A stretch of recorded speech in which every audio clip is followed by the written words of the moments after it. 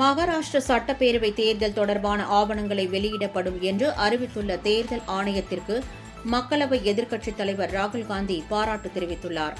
கடந்த ஆண்டு இறுதியில் நடைபெற்ற மகாராஷ்டிர பேரவைத் தேர்தலில் பாஜக மிகப்பெரிய முறைகேட்டில் ஈடுபட்டு வெற்றி பெற்றதாகவும், தற்போது அதே உத்தியை பின்பற்றி பீகார் தேர்தலில் முறைகேடு செய்ய பாஜக திட்டமிட்டுள்ளதாகவும் ராகுல் காந்தி குற்றம் சாட்டியிருந்தார்.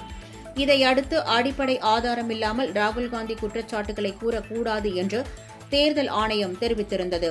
மேலும் தேர்தல் ஆவணங்கள் தொடர்பாக ராகுல் காந்தி தேர்தல் ஆணையத்திற்கு நேரடியாக எழுதி விளக்கம் கேட்பதற்கு பதிலாக ஊடகத்தில் தமது கருத்துக்களையும் சந்தேகங்களையும் பதிவிட்டு விமர்சித்து வருவதாக தேர்தல் ஆணையம் குறை கூறியிருந்தது.